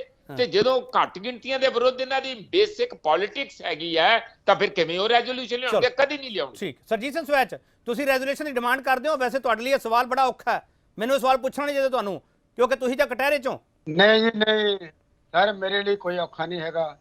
ਜਦੋਂ ਵੀ 84 ਦੀ ਗੱਲ ਕੀਤੀ ਹੈ, ਮੈਂ ਬਿਲਕੁਲ ਸਾਫ਼ ਸਪਸ਼ਟ ਕੀਤਾ ਹੈ, ਉਦੋਂ ਕਾਂਗਰਸ ਸਰਕਾਰ ਸੀਗੀ, ਕਾਂਗਰਸ ਤੇ ਧੱਬਾ ਇਹ ਕਦੇ ਨਹੀਂ ਉਤਰ ਸਕਦਾ ਰਹਿਣਾ ਹੈਗਾ। ਤੇ ਕਤਲੇਆਮ ਸੀ, ਮੈਨੂੰ ਕੋਈ ਕਿਸੇ ਦੀ ਕੋਈ ਡਰ ਪੈ ਨਹੀਂ ਮੈਂ ਕਹਿਣ ਦੇ ਵਿੱਚ। ਮੈਂ ਹਮੇਸ਼ਾ ਇਸ ਗੱਲ ਨੂੰ ਕਿਹਾ ਹੈਗਾ, ਲੇਕਿਨ ਜਿਵੇਂ ਪ੍ਰੋਫੈਸਰ ਸਾਹਿਬ ਨੇ ਕਿਹਾ ਉਹਦੇ ਵਿੱਚ RSS, ਉਹਦੇ ਵਿੱਚ BJP ਸ਼ਾਮਲ ਸੀਗੇ। ਇਹ ਨਹੀਂ ਕਹਿ ਸਕਦੇ ਹੈ ਕਿ ਤੁਸੀਂ ਇਕੱਲੇ ਕਾਂਗਰਸ ਤੇ ਜਾ ਕੇ ਹੋਰ ਕੋਈ ਸੀਗਾ। ਉੱਥੇ ਹਿੰਦੂ ਵਰਸਸ ਸਿੱਖ ਦਾ ਉਹ ਸੀਗਾ। ਉਹਦੇ ਵਿੱਚ ਇਹਨਾਂ ਦੇ ਆਈਆਂ ਨੇ ਇਨਵੈਸਟੀਗੇਸ਼ਨ ਦੇ ਵਿੱਚ ਬੰਦੇ ਦੇ ਇਹਨਾਂ ਦੇ ਨਾਮ ਆਏ ਨੇ, ਵਿੱਚ RSS ਦੇ ਬੰਦਿਆਂ ਦੇ ਨਾਮ ਆਏ ਨੇ। ਤੇ ਅਗਰ ਉਧਰ ਨੂੰ ਟੁੱਟ ਗਏ, ਅਗਰ ਆ ਲਖੀਮਪੁਰ ਦੀ ਜਿਹੜੀ ਹੈਗੀ ਹੈ ਇਸ ਘਟਨਾ ਨੂੰ ਜੋੜ ਕੇ ਦੇਖਣਗੇ, ਇਹ ਬੜੀ ਖਤਰਨਾਕ ਖੇਡ ਖੇਡ ਰਹੇ ਨੇ। ਚਲੋ ਅਮਰਜੀਤ ਸਿੰਘ ਧਾਰਨੀ, ਮੈਂ ਇੱਕ ਮਿੰਟ ਅਮਰਜੀਤ ਧਾਰਨੀ, ਮੇਰਾ ਸਵਾਲ ਸੁਣ ਲਿਓ ਸਰ। ਤੁਸੀਂ ਸਰ BJP ਨਾਲ ਇੰਨੇ ਸਾਲ ਰਹੇ ਹੋ, ਤੁਸੀਂ ਵਾਰ-ਵਾਰ 84 ਤੇ ਪੋਲਿਟਿਕਸ ਕੀਤੀ ਹੈ। ਅਨਮਿਊਟ ਕਰ ਲਿਓ ਆਪਦੇ ਆਪ ਨੂੰ ਧਾਰਨੀ ਸਾਹਿਬ। ਤੁਸੀਂ ਰੈਜ਼ੋਲੂਸ਼ਨ ਦੀ ਡਿਮਾਂਡ ਕਦੋਂ ਕੀਤੀ ਹੈ ਕਿ ਰੈਜ਼ੋਲੂਸ਼ਨ ਲੈ ਕੇ ਆਓ ਪਾਰਲੀਮੈਂਟ ਦੇ ਵਿੱਚ? ਦੇਖੋ ਹਮੇਸ਼ਾ ਹੀ ਅਸੀਂ ਡਿਮਾਂਡ ਕਰਦੇ ਰਹੇ ਹੈਗੇ ਆ ਕਿ ਜਿਨ੍ਹਾਂ ਦਾ ਇਸ ਦੇ ਵਿੱਚ ਦੋਸ਼ ਹੈਗਾ ਉਹਨਾਂ ਨੂੰ ਮਾਫੀ ਮੰਗਣੀ ਚਾਹੀਦੀ ਹੈ। ਸਰ ਇੱਕ ਮਿੰਟ ਧਾਰਨੀ ਸਾਹਿਬ, ਮੈਂ ਸਵਾਲ ਫਿਰ ਸਿੱਧਾ ਕਰ ਦੇਣਾ। BJP ਦੇ ਨਾਲ ਭਾਈਵਾਲ ਹੁੰਦਿਆਂ ਅਕਾਲੀ ਦਲ ਨੇ ਕਿੰਨੀ ਵਾਰ ਡਿਮਾਂਡ ਕੀਤੀ ਕਿ ਰੈਜ਼ੋਲੂਸ਼ਨ ਲੈ ਕੇ ਆਓ 84 ਦੇ ਮਾਮਲੇ 'ਚ? ਮੇਰੀ ਗੱਲ ਸੁਣੋ, BJP ਦੀ ਤਾਂ ਸਰਕਾਰ ਹੁਣ ਆਈ ਹੈਗੀ ਸਰ 7 ਸਾਲਾਂ ਦੇ ਵਿੱਚ ਤੁਸੀਂ ਕਿੰਨੀ ਡਿਮਾਂਡ ਕਰ ਲਈ? ਕਿੰਨੇ ਸਾਲ ਰਹੇ ਹੋ ਤੁਸੀਂ BJP ਦੇ ਨਾਲ? ਵਾਜਪਾਈ ਦੀ ਸਰਕਾਰ ਵੇਲੇ ਵੀ ਰਹੇ ਆ, ਉਦੋਂ ਡਿਮਾਂਡ ਕੀਤੀ ਤੁਸੀਂ? ਅਸੀਂ ਟਾਈਮ ਟੂ ਟਾਈਮ ਡਿਮਾਂਡ ਕਰਦੇ ਰਹੇ ਹੈਗੇ ਆ ਕਿ ਦਾਦੀ ਪਰਿਵਾਰ ਮਾਫੀ ਮੰਗੇ। ਇਸ ਚੀਜ਼ ਲਈ ਜਿਹੜਾ ਹੈਗਾ ਪਾਰਲੀਮੈਂਟ ਦੇ ਵਿੱਚ ਮਤਾ ਪਾਸ ਹੋਣਾ ਚਾਹੀਦਾ। ਤੇ ਤੁਹਾਡੀ ਸੁਣੀ ਨਹੀਂ BJP ਨੇ? ਹੁਣ ਤੁਹਾਨੂੰ ਇਹ ਯਾਦ ਆ ਗਿਆ BJP ਦੰਗੇ ਕਰਵਾਉਂਦੀ ਹੈ, ਤੁਸੀਂ ਇਹ ਕਹਿ ਰਹੇ ਹੋ? ਦੇਖੋ ਆਪਣਾ KP ਜੀ, ਅੱਜ ਦਾ ਨਾ ਵਿਸ਼ਾ ਬੜਾ ਉਹਦੇ ਵਾਲਾ ਹੈਗਾ। ਅੱਜ ਅਕਾਲੀ ਦਲ ਨੂੰ ਕਾਊਂਟਰ ਕਰਨ ਦੀ ਬਜਾਏ ਸਵਾਲ ਹੈਗਾ ਲਖੀਮਪੁਰ ਖੀਰੀ। ਲਖੀਮਪੁਰ ਖੀਰੀ ਦੇ ਵਿੱਚ ਕੀ ਹੋਇਆ, ਲੀਗਲ ਉਹਦੀ ਜਿਹੜੀ ਹੈਗੀ ਆ ਲੀਗਲੀ ਉਹਦਾ ਕੀ ਹਾਲਾਤ ਹੈਗੇ ਆ। ਧਾਰਨੀ ਸਾਹਿਬ ਤੁਸੀਂ ਠੀਕ ਕਹਿ ਰਹੇ ਹੋ। ਧਾਰਨੀ ਸਾਹਿਬ, ਅਕਾਲੀ ਦਲ ਨੂੰ ਕਾਊਂਟਰ ਨਹੀਂ ਕੀਤਾ ਜਾ ਰਿਹਾ। ਅਕਾਲੀ ਦਲ ਇਸ ਨੈਰੇਟਿਵ ਨੂੰ ਕਾਊਂਟਰ ਕਿਉਂ ਨਹੀਂ ਕਰ ਰਿਹਾ ਜਿਹੜਾ 84 ਦੇ ਨਾਲ ਜੋੜਿਆ ਜਾ ਰਿਹਾ? ਧਾਰਨੀ ਸਾਹਿਬ ਸਵਾਲ ਤਾਂ ਇਹ ਮੈਂ ਉਹੀ, ਜੇ ਮੈਨੂੰ ਬੋਲਣ ਦਵਾਂਗੇ ਬੋਲੋ ਸਰ, ਬੋਲੋ ਧਾਰਨੀ ਸਾਹਿਬ, ਬੋਲੋ। ਦੇਖੋ BJP ਦੀ ਮੈਂ ਪਹਿਲੇ ਹੀ ਇਸ ਗੱਲ ਤੇ ਕਿਹਾ ਸੀ ਕਿ ਪਾਲਿਸੀ ਹੈਗੀ ਆ। ਹੁਣ ਇਹਨਾਂ ਨੇ ਜਾਣ ਕੇ ਉਸ ਜਿਹੜਾ ਲਖੀਮਪੁਰ ਖੀਰੀ ਨੂੰ ਕਾਊਂਟਰ ਕਰਨ ਵਾਸਤੇ ਇਹ ਕਦੇ 84 ਲਈ ਕਾਂਗਰਸ ਨੂੰ ਜ਼ਿੰਮੇਵਾਰ ਦੱਸਣ ਦੀ ਕੋਸ਼ਿਸ਼ ਕਰ ਰਹੇ। ਬਿਲਕੁਲ ਕਾਂਗਰਸ ਜ਼ਿੰਮੇਵਾਰ ਹੈਗੀ ਹੈ। ਉਸ ਦਾ ਜਿਹੜਾ ਨਸੂਰ ਹੈ ਜਿਹੜਾ ਉਹ ਕਦੇ ਖਤਮ ਨਹੀਂ ਹੋ ਸਕਦਾ। ਪਰ ਨਾਲ ਦੀ ਨਾਲ ਦੇਖੋ ਇਹਨਾਂ ਸਾਰ ਅੱਜ ਜੇ ਦੇਖਿਆ ਜਾਵੇ, ਮੈਂ ਬਿਲਕੁਲ ਇਸ ਗੱਲ ਤੋਂ ਗਰੇਜ ਨਹੀਂ ਕਰਦਾ ਕਿ ਅੱਜ ਹਿੰਦੂ ਵਰਸਸ ਸਿੱਖ ਇੱਕ ਕਹਾਣੀ ਬਣੀ ਪਈ ਹੈ। ਮੈਂ ਤੁਹਾਨੂੰ KP ਜੀ ਇਹ ਪੁੱਛਦਾ ਹੈਗਾ, ਸਰਦਾਰ ਪ੍ਰੋਫੈਸਰ ਮਨਜੀਤ ਸਿੰਘ ਵੀ ਬੈਠੇ ਹੈਗੇ ਆ ਕਿ ਜਿੰਨੇ ਕਿਸਾਨ ਅੰਦੋਲਨ ਦੇ ਵਿੱਚ ਮਰੇ ਹੈਗੇ ਆ 700 ਦੇ ਕਰੀਬ ਬੰਦੇ ਦੀ ਜਿਹੜੀ ਹੈਗੀ ਆ ਸ਼ਹੀਦੀ ਹੋ ਚੁੱਕੀ ਹੈ। ਮੈਂ ਪੁੱਛਦਾ ਉਹ ਕੌਣ ਹੈ? ਪੰਜਾਬੀ ਨਹੀਂ, ਉਹ ਸਿੱਖ ਵੀ ਹੈ ਨਾਲ ਦੀ ਨਾਲ। ਮੈਂ ਕਹਿਣਾ ਕਿ ਜਿਸ ਹਿਸਾਬ ਦੇ ਨਾਲ ਕਾਂਗਰਸ ਨੇ ਸਿੱਖਾਂ ਦੀ ਨਸਲਕੁਸ਼ੀ ਕੀਤੀ, ਬੜੇ ਤਰੀਕੇ ਦੇ ਨਾਲ BJP ਵੀ ਕਰ ਰਹੀ ਹੈ। ਉਹ ਪੋਇਜ਼ਨ ਸਿੱਧੀ ਦੇ ਰਹੇ ਸੀ, ਸਲੋ ਪੋਇਜ਼ਨ ਦੇ ਨਾਲ ਮਾਰ ਰਹੇ ਹੈ। ਧਾਰਨੀ ਸਾਹਿਬ 1984 ਵਿੱਚ RSS ਦਾ ਕੋਈ ਰੋਲ ਹੈਗਾ ਸੀਗਾ? ਬਿਲਕੁਲ ਹੈਗਾ ਸੀ। ਅੱਛਾ, ਤੁਸੀਂ ਅਡਵਾਨੀ ਦੀ ਕਿਤਾਬ ਪੜ੍ਹ ਲਓ, ਆਪਕੇ ਮਨ ਦਾ ਹੈਗਾ, ਐਡਮਿਟ ਕਰਦਾ ਹੈਗਾ। ਕਿਉਂ ਨਹੀਂ ਹੈਗਾ? RSS ਦਾ ਕਦੋਂ ਨਹੀਂ ਰੋਲ ਰਿਹਾ? ਆਜ਼ਾਦੀ ਦੀ ਲੜਾਈ ਦੇ ਵਿੱਚ RSS ਦਾ ਕੀ ਰੋਲ ਰਿਹਾ ਹੈਗਾ? ਕੀ ਉਹਨਾਂ ਦਾ ਉਹਦੇ ਵਿੱਚ ਉਹ ਹੈਗਾ ਸੀ? ਦੇਖੋ ਮੈਂ ਤੁਹਾਨੂੰ ਦੱਸਦਾ ਕਿ ਕਿੰਨੀ ਕੋਝੀ ਹਰਕਤਾਂ ਦੇ ਉੱਤੇ ਆਏ ਵੇ ਆ। ਇੱਕ ਬੰਦੇ ਦੇ ਇੱਥੇ ਲਿਖਿਆ ਵਾ ਸੀ ਪਿੰਡਰਾਂ ਵਾਲਾ, ਉਸ ਚੀਜ਼ ਨੂੰ ਵੀ ਇਹਨਾਂ ਨੇ ਮੁੱਦਾ ਬਣਾਇਆ ਔਰ ਉਸ ਦਾ ਟਕੈਤ ਸਾਹਿਬ ਜਵਾਬ ਦੇ ਰਹੇ ਆ। ਮੈਂ ਇਹ ਤੋਂ ਵੀ ਅੱਗੇ ਜਾਣਾ 1 ਸੈਕਿੰਡ ਲਈ। ਦੇਖੋ ਅੱਜ ਤੱਕ ਜਿਹੜੇ ਗਾਂਧੀ ਸੀ, ਕਾਂਗਰਸ ਸਰਕਾਰ ਸੀ, ਕਾਂਗਰਸ ਦੇ ਨੁਮਾਇੰਦੇ ਸੀ, ਉਹ ਭਗਤ ਸਿੰਘ ਨੂੰ ਅੱਜ ਤੱਕ ਅੱਤਵਾਦੀ ਕਹਿੰਦੇ ਰਹੇ। ਹਾਲੇ ਤੱਕ ਉਹਨਾਂ ਨੇ ਉਹਨੂੰ ਸ਼ਹੀਦ ਨਹੀਂ ਮੰਨਿਆ ਹੈਗਾ। ਇਹ ਅੱਤਵਾਦੀ ਕਹਿੰਦੇ ਸੀ, ਅਸੀਂ ਸ਼ਹੀਦ ਕਹਿੰਦੇ ਹੈਗੇ। ਉਹ ਇੰਨਾ ਹੀ ਫਰਕ ਜਿਹੜਾ ਹੈਗਾ ਇਸ ਦੇਸ਼ ਦੇ ਵਿੱਚ ਡੈਮੋਕ੍ਰੇਸੀ ਦੀ ਹੱਤਿਆ ਹੋ ਰਹੀ ਹੈ, ਡੈਮੋਕ੍ਰੇਸੀ ਖਤਮ ਹੁੰਦੀ ਜਾ ਰਹੀ ਹੈ। ਚਲੋ ਮੈਂ ਇੱਕ ਹੋਰ ਛੋਟਾ ਬ੍ਰੇਕ ਲਵਾਂਗਾ। ਬ੍ਰੇਕ ਤੋਂ ਬਾਅਦ ਅਸੀਂ ਆਖਰੀ ਹਿੱਸੇ ਵਿੱਚ ਆਵਾਂਗੇ। ਪ੍ਰੋਫੈਸਰ ਮਨਜੀਤ ਸਿੰਘ ਕੋਲ ਵੀ ਜਾਵਾਂਗੇ, ਦੀਵਾਨ ਤਰੋੜਾ ਕੋਲ ਵੀ ਜਾਵਾਂਗੇ, ਸੁਰਜੀਤ ਸਿੰਘ ਸਵਾਇ ਤੋਂ ਸਵਾਲ ਹੋਣਗੇ, ਅਮਰਜੀਤ ਧਾਰਨੀ ਕੋਲ ਵੀ ਹੋਣਗੇ। ਪਰ ਵੱਡਾ ਸਵਾਲ ਇਹ ਹੈ, ਲਖੀਮਪੁਰ ਦੇ ਕਾਤਲਾਂ ਨੂੰ ਸ਼ਹਿ ਕਿਉਂ ਤੇ ਕੌਣ ਦੇ ਰਿਹਾ? ਵਾਪਸ ਆ ਰਿਹਾ ਵੱਡਾ ਸਵਾਲ ਇੱਕੋ ਪੁੱਛ ਰਹੇ ਸੀ, ਲੋਕਤੰਤਰ ਨੂੰ ਖਤਰੇ ਵਾਲਾ ਸਿਆਸੀ ਹਮਲਾ ਲਖੀਮਪੁਰ ਕਾਂਡ ਮੌਕੇ ਵੱਡਾ ਕਿਵੇਂ ਹੋ ਗਿਆ? ਸਰਜੀਤ ਸਿੰਘ ਸਵੈਚ, ਜਿਹੜੀਆਂ ਧਾਰਾਵਾਂ ਲਾਈਆਂ ਗਈਆਂ, ਮੈਂ ਥੋੜੀ ਟੈਕਨੀਕਲ ਗੱਲ ਵੀ ਤੁਹਾਡੇ ਨਾਲ ਕਰਨਾ ਚਾਹੁੰਦਾ ਕਿਉਂਕਿ ਤੁਸੀਂ ਵਕਾਲਤ ਨਾਲ ਜੁੜੇ ਹੋਏ ਹੋ। ਧਾਰਾ 147, 148, 149, 279, 338, 304A, 302, 120B, ਇਹ ਧਾਰਾਵਾਂ ਬਿਲਕੁਲ ਸਹੀ ਲਗਾਈਆਂ ਗਈਆਂ ਸਰਜੀਤ ਸਿੰਘ ਸਵੈਚ? ਨਹੀਂ ਜੀ, ਇਹਦੇ 'ਚ ਨਾ ਜੀ ਜਿਹੜਾ ਇਹ ਡਰਾਈਵਿੰਗ ਬਾਈ ਜਿਹੜਾ ਨੈਗਲੀਜੈਂਸ ਡੈਥ ਕਾਜ਼ ਕਰ 304 ਤੇ 302 ਜਿਹੜੀ ਹੈਗੀ ਦੋਨਾਂ ਫਾਇਰ 'ਚ ਲੱਗਣੀ ਚਾਹੀਦੀ ਹੈ। ਇੱਕ 'ਚ 302 ਲੱਗੀ ਹੋਈ ਹੈ, ਦੂਜੇ 304 ਲਾਈ ਹੈ, 302 ਨਹੀਂ ਲਾਈ ਹੈਗੀ। ਉਹ ਤਾਰ ਲੱਗਣੀ ਚਾਹੀਦੀ ਹੈ, ਲੇਕਿਨ ਤਾਰਾ ਚਲੋ ਬਾਅਦ 'ਚ ਵੀ ਲੱਗ ਸਕਦੀ ਹੈ, ਲੇਕਿਨ ਪਹਿਲਾਂ ਜਿਹੜੀ ਸਰਕਾਰ ਇਹਦੀ ਦੀ ਇੰਟੈਂਸ਼ਨ ਸੀਗੀ ਉਹਨੂੰ ਸੇਵ ਕਰਨ ਦੀ ਹੈਗੀ ਹੈ। ਆਫੈਂਸ ਨੂੰ ਜਿਹੜਾ ਹੈ ਜੁਰਮ ਨੂੰ ਘਟਾਉਣ ਦੀ ਕੋਸ਼ਿਸ਼ ਕੀਤੀ ਗਈ ਹੈਗੀ ਹੈ ਤੇ FIR ਵੀ ਚੰਗੀ ਤਰ੍ਹਾਂ ਨਹੀਂ ਲਿਖੀ ਗਈ। ਇਹ ਸਵਾਲ ਸੁਪਰੀਮ ਕੋਰਟ 'ਚ ਵੀ ਉੱਠਿਆ ਹੈਗਾ ਵੀ FIR ਜਿਹੜੀ ਹੈਗੀ ਉਹ ਸਹੀ ਢੰਗ ਨਾਲ ਨਹੀਂ ਲਿਖੀ ਗਈ ਹੈਗੀ। ਨਹੀਂ, ਸੁਪਰੀਮ ਕੋਰਟ ਨੇ ਜਿਹੜਾ ਹੁਣ ਐਕਸ਼ਨ ਲਿਆ ਸਵੈਜ ਸਾਹਿਬ, ਸਿਆਸਤ ਤੋਂ ਉੱਪਰ ਉੱਠ ਕੇ ਮੈਨੂੰ ਜਵਾਬ ਦਿਓ, ਸੁਪਰੀਮ ਕੋਰਟ ਦੇ ਇਸ ਐਕਸ਼ਨ ਨਾਲ ਇਨਸਾਫ ਮਿਲਣ ਦੀ ਉਮੀਦ ਹੈਗੀ ਹੈ? ਦੇਖੋ, ਸੁਪਰੀਮ ਕੋਰਟ ਜਿਹੜੀ ਹੈਗੀ ਹੈ ਦੇਸ਼ ਦੀ ਸਭ ਤੋਂ ਵੱਡੀ ਅਦਾਲਤ ਹੈਗੀ ਹੈ ਜੀ। ਆਪਾਂ ਨੂੰ ਸਿਸਟਮ ਦੇ ਵਿੱਚ ਸੁਪਰੀਮ ਕੋਰਟ ਦਾ ਵਿਸ਼ਵਾਸ ਤਾਂ ਰੱਖਣਾ ਚਾਹੀਦਾ ਹੈਗਾ ਤੇ ਜਦੋਂ ਸੁਪਰੀਮ ਕੋਰਟ ਐਕਸ਼ਨ ਲੈ ਰਹੀ ਹੈਗੀ ਹੈ ਤੇ ਉਹਦੇ ਤੇ ਸਾਨੂੰ ਜਿਹੜਾ ਹੈਗਾ ਦੇਖਣਾ ਚਾਹੀਦਾ ਸੁਪਰੀਮ ਕੋਰਟ ਕੀ ਕਰ ਰਹੀ ਹੈਗੀ ਹੈ। ਅਗਰ ਸੁਪਰੀਮ ਕੋਰਟ ਮੋਨੀਟਰ ਕਰਦੀ ਰਹੇਗੀ ਤਫਤੀਸ਼ ਨੂੰ, ਇਨਵੈਸਟੀਗੇਸ਼ਨ ਨੂੰ, ਤੇ ਉਦੋਂ ਸਾਨੂੰ ਉਮੀਦ ਹੈਗੀ ਹੈ ਕਿ ਇਨਸਾਫ ਮਿਲੇਗਾ। ਚਲੋ, ਹਾਂ ਮਿਸਟਰ ਧਾਰਨੀ, ਹਾਂ ਅਨਮਿਊਟ ਕਰ ਲਓ ਪਲੀਜ਼, ਅਨਮਿਊਟ ਕਰ ਲਓ, ਬੋਲੋ। ਜਿਹੜਾ ਤੁਸੀਂ ਇਹ ਸਵਾਲ ਇਹਨਾਂ ਨੂੰ ਕੀਤਾ ਹੈਗਾ ਨਾ, ਉਹਦਾ ਜਵਾਬ ਮੈਂ ਦਿੰਦਾ ਕਿ ਸੁਪਰੀਮ ਕੋਰਟ ਤੇ ਤੁਸੀਂ ਜਿਹੜੀ ਹੈਗੀ ਹੈ ਕਿੰਨੀ ਕੁ ਤਵੱਕੋ ਰੱਖ ਰਹੇ ਹੈਗੇ ਆ ਜੀ। ਦੇਖੋ, ਮੈਂ ਇਹ ਸਮਝਦਾ ਹੈਗਾ ਕਿ ਜੇ ਸਰਕਾਰ ਚਾਹੂਗੀ ਤਾਂ ਇਸ ਦੇ ਵਿੱਚ ਕੋਈ ਜਿਹੜਾ ਹੈਗਾ ਜਸਟਿਸ ਮਿਲੂਗਾ, ਅਦਰਵਾਈਜ਼ ਨਹੀਂ ਮਿਲੂਗਾ। ਸਰਕਾਰ ਨੇ ਹੁਣ ਜਵਾਬ ਦੇਣਾ ਧਾਰਨੀ ਸਾਹਿਬ, ਸੁਪਰੀਮ ਕੋਰਟ ਨੇ ਜਵਾਬ ਮੰਗਿਆ ਸਰਕਾਰ ਤੋਂ, ਸਰਕਾਰ ਨੂੰ ਕੁਝ ਤਾਂ ਲੈ ਕੇ ਜਾਣਾ ਪਊਗਾ ਨਾ ਉੱਥੇ। ਫੇਰ ਕੀ ਹੋ ਜਾਊਗਾ? ਪੁਲਿਸ ਉਹਨਾਂ ਦੇ ਹੱਥ ਦੇ ਵਿੱਚ ਹੈਗਾ, ਲੋਅਰ ਜੁਡੀਸ਼ਰੀ ਹੈਗੀ ਆ ਜਿਹੜੀ ਉਹਦੇ ਵਿੱਚ ਸਾਰੀ ਇਨਵੈਸਟੀਗੇਸ਼ਨ ਜਿਹੜੀ ਟੀਮ ਹੈਗੀ ਆ ਉਹ ਜਿਹੜੀ ਹੈਗੀ ਸਰਕਾਰ ਦੇ ਹੱਥ ਦੇ ਵਿੱਚ ਹੈ। ਕੀ ਤੁਸੀਂ ਤਵੱਕੋ ਰੱਖ ਰਹੇ ਹੈਗੇ ਆ? ਤੇ ਫਿਰ ਕਿੱਥੋਂ ਉਮੀਦ ਰੱਖੀਏ ਧਾਰਨੀ ਸਾਹਿਬ, ਤੁਹਾਡੇ ਤੋਂ ਰੱਖੀਏ? ਮੈਂ ਨਹੀਂ ਰੱਖ ਰਿਹਾ, ਬਿਲਕੁਲ ਨਹੀਂ ਰੱਖ ਰਿਹਾ। ਮੈਂ ਤੁਹਾਨੂੰ ਦੱਸਦਾ, ਦੇਖੋ ਪਾਕਿਸਤਾਨ ਦੇ ਵਿੱਚ ਵੀ ਜਿਹੜਾ ਹੈਗਾ ਡੈਮੋਕ੍ਰੇਸੀ ਨੂੰ ਹਿਲਾ ਕੇ ਰੱਖਤਾ ਸੀ ਜਦੋਂ ਸੁਪਰੀਮ ਕੋਰਟ ਨੇ ਆਪਣਾ ਜਿਹੜਾ ਹੈਗਾ ਡੰਡਾ ਚੱਕਿਆ ਸੀ। ਅੱਜ ਹਾਲਾਤ ਇਹ ਹੈਗੇ ਆ। ਮੈਂ ਪੁੱਛਦਾ ਹੈਗਾ ਕਿ ਕਰਨਾਲ ਦੇ ਵਿੱਚ ਜਿਹੜਾ ਹੋਇਆ ਸੀ ਕੇਸ, ਉਹਦਾ ਕੀ ਬਣਿਆ? ਹੁਣ ਤੱਕ ਕੁਝ ਹੋਇਆ? 26 ਜਨਵਰੀ ਨੂੰ ਜਿਹੜਾ ਕਿਸਾਨ ਉੱਥੇ ਲਾਲ ਕਿਲੇ ਦੇ ਉੱਤੇ ਗੋਲੀ ਦੇ ਨਾਲ ਮਰਿਆ ਸੀ, ਉਸ ਦਾ ਕੁਝ ਹੋਇਆ? ਮੈਂ ਅਗਲੇ ਟਾਈਮ ਦੇ ਵਿੱਚ ਵੀ ਤੁਸੀਂ ਅੱਜ ਤੋਂ 2 ਸਾਲ ਬਾਅਦ ਜਾਂ ਸਾਲ ਬਾਅਦ ਅੱਜ ਨੋਟ ਕਰ ਲਓ, ਇਹਦੀ ਇਨਵੈਸਟੀਗੇਸ਼ਨ ਕਰਿਓ। ਜੇ ਇਹਦਾ ਕੁਝ ਵਿਗੜ ਜਵੇ, ਜੇ ਜੇਲ੍ਹ ਦੇ ਵਿੱਚ ਵੀ ਚਲਾ ਗਿਆ ਨਾ, ਤਾਂ ਜੇਲ੍ਹ ਦੇ ਵਿੱਚ ਵੀ ਇਹਦਾ VVIP ਟ੍ਰੀਟਮੈਂਟ ਹੋਊਗਾ। ਬਣੂਗਾ ਕੁਛ ਨਹੀਂ, ਕੁਛ ਦੇਰ ਲਈ, ਦੇਰ ਬਾਅਦ ਲੋਕ ਠੰਡੇ ਹੋ ਜਾਣਗੇ, ਉਹਦੇ ਗਵਾਹਾਂ ਨੂੰ ਮੁਕਰਾਇਆ ਜਾਊਗਾ, ਡਰਾਇਆ ਜਾਊਗਾ, ਧਮਕਾਇਆ ਜਾਊਗਾ, ਲਾਲਚ ਦਿੱਤੇ ਜਾਣਗੇ। ਮੈਂ ਇਸੇ ਕਰਕੇ ਪਹਿਲਾਂ ਕਿਹਾ ਸੀ ਕਿ ਇਹ ਪ੍ਰਭਾਵਿਤ ਜਾਂਚ ਹੋਣੀ ਹੈ। ਠੀਕ ਹੈ। ਦਵਾਮ ਅਰੋੜਾ ਜੀ, ਸੁਪਰੀਮ ਕੋਰਟ ਦੇ ਐਕਸ਼ਨ ਤੋਂ ਬਾਅਦ ਵੀ ਤੁਹਾਡੇ ਤੇ ਸਵਾਲ ਬਾਕੀ ਹੈ। ਉਹ ਸਵਾਲ ਇਹ ਹੈ ਕਿ ਤੁਸੀਂ ਉਹਨੂੰ VVIP ਟ੍ਰੀਟਮੈਂਟ ਦੇਣਾ ਹੈ। ਜੇ ਤੁਸੀਂ ਉਹਨੂੰ ਅੰਦਰ ਪਾ ਵੀ ਦਿੱਤਾ, ਸਲਾਖਾਂ ਦੇ ਪਿੱਛੇ ਲੈ ਵੀ ਗਏ, ਉੱਥੇ ਵੀ ਤੁਸੀਂ ਕੁਝ ਨਹੀਂ ਕਰਨਾਗਾ, ਇਨਵੈਸਟੀਗੇਸ਼ਨ ਜਾਰੀ ਰਹੂਗੀ ਜਿਵੇਂ ਬਾਕੀ ਮਾਮਲੇ ਵਿੱਚ ਹੁੰਦਾ ਆਇਆ। ਦਵਾਮ ਅਰੋੜਾ ਜੀ ਦਾ ਕੋਈ ਜਵਾਬ ਹੈਗਾ ਸਰ? ਇਨਸਾਫ ਮਿਲੂਗਾ ਕਦੇ ਕਿ ਨਹੀਂ? ਇਹਦਾ KPC ਜੀ, ਇਹ ਤੁਸੀਂ ਟ੍ਰਾਇਲ ਕਰ ਰਹੇ ਹੋ। ਮੈਂ ਤੁਹਾਨੂੰ ਸ਼ੁਰੂ ਦੇ ਵਿੱਚ ਇਹ ਗੱਲ ਕਿਹਾ ਸੀ, ਪੂਰੀ ਜਾਂਚ ਹੋਣੀ ਚਾਹੀਦੀ ਹੈ, ਦੋਸ਼ੀਆਂ ਨੂੰ ਸਜ਼ਾ ਮਿਲਣੀ ਚਾਹੀਦੀ ਹੈ। ਜਿੱਥੋਂ ਤੱਕ ਧਾਰਨੀ ਸਾਹਿਬ ਦੀ ਗੱਲ, ਤੇ ਲਓ ਜੀ ਜਿਹੜੇ ਇੱਥੇ ਮਰੇ ਬਾਰਡਰ ਤੇ ਉਹ ਸਿਰਫ ਸਿੱਖ ਹੈਗੇ ਸੀ। ਧਾਰਨੀ ਸਾਹਿਬ, ਇੱਥੋਂ ਦੀ ਸਰਕਾਰ ਨੇ ਨਾ, ਪੰਜਾਬ ਸਰਕਾਰ ਨੇ ਇੱਥੋਂ ਤੱਕ ਵੱਖਵਾਦ ਕੀਤਾ ਕਿ ਜਿਹੜੇ ਉਹ ਕਿਰਤੀ ਕਿਸਾਨ ਯੂਨੀਅਨ ਦੇ ਜਿਹੜੇ ਬੰਦੇ ਮਰੇ ਨਾ, ਉਹਨਾਂ ਨੂੰ ਇਹ ਕਹਿ ਕੇ ਮੁਆਵਜ਼ਾ ਨਹੀਂ ਦਿੱਤਾ ਕਿ ਤੁਸੀਂ ਕਿਸਾਨ ਨਹੀਂ ਹੈਗੇ। ਜਿਹੜੇ ਮਜ਼ਦੂਰ ਉੱਥੇ ਮਰੇ, SC ਕਹਿ ਕੇ ਉਹਨਾਂ ਦੀਆਂ ਗ੍ਰਾਂਟਾਂ, ਉਹਨਾਂ ਨੂੰ ਜਿਹੜਾ ਮੁਆਵਜ਼ਾ ਸੀ ਉਹ 1 ਰੁਪਈਆ ਨਹੀਂ ਦਿੱਤਾ ਸਰਕਾਰਾਂ ਨੇ, ਔਰ DC ਜਿੰਨੇ ਹੈਗੇ ਸੀ ਉਹਨਾਂ ਨੇ ਮਨਾ ਕਰ ਦਿੱਤਾ। ਔਰ ਦੂਸਰੀ ਗੱਲ ਜਿਹੜੀ ਮੈਂ ਕਹਿ ਰਿਹਾ, ਦੀਵਾਨ ਜੀ, ਅਕਾਲੀ ਦਲ ਵੀ ਉਹੀ ਪੋਲਿਟਿਕਸ ਕਰਦਾ ਪਿਆ, ਮੈਨੂੰ ਲੱਗਦਾ ਤੁਸੀਂ ਵੀ ਉਹੀ ਪੋਲਿਟਿਕਸ ਕਰਦੇ ਪਏ ਹੋ। ਇਨਸਾਨ ਦੀ ਗੱਲ ਨਹੀਂ ਹੋ ਰਹੀ, ਕਿਸਾਨ ਦੀ ਗੱਲ ਨਹੀਂ ਹੋ ਰਹੀ, ਸਿੱਖ ਕਰੀ ਜਾਂਦੇ ਹੋ। ਦੀਵਾਨ ਜੀ, ਮੈਂ ਕਾਂਗਰਸ ਨੂੰ ਦੋਸ਼ ਮੁਕਤ ਨਹੀਂ ਕਰਿਆ। ਚਲੋ ਮੇਰੇ ਧਾਰਨੀ ਇੱਕ ਮਿੰਟ ਪਲੀਜ਼ ਦੀਵਾਨ ਜੀ ਗੱਲ ਪੂਰੀ ਕਰੋ ਆਪਣੀ। ਹਾਂ, ਮੈਨੂੰ ਜਿੱਥੋਂ ਤੱਕ ਪ੍ਰੋਫੈਸਰ ਮਨਜੀਤ ਸਿੰਘ ਜੀ ਗੱਲ ਕਰ ਰਹੇ ਆ, ਉਹ ਇਸ ਤੋਂ ਪਹਿਲਾਂ ਇਹਨਾਂ ਨੇ ਧਾਰਨੀ ਜੀ ਨੇ ਕਿਹਾ ਕਿ ਅਡਵਾਨੀ ਜੀ ਨੇ ਆਪਣੀ ਕਿਤਾਬ 'ਚ ਲਿਖਿਆ, ਔਰ ਇਹਨਾਂ ਨੂੰ ਕਹਿਣਾ ਕਿ ਕੱਲ ਨੂੰ ਦੁਬਾਰਾ ਡਿਬੇਟ ਕਰਾਓ, ਪਰ ਇਹ ਅਡਵਾਨੀ ਜੀ ਦੀ ਕਿਤਾਬ ਨਾਲ ਲੈ ਕੇ ਆਣ।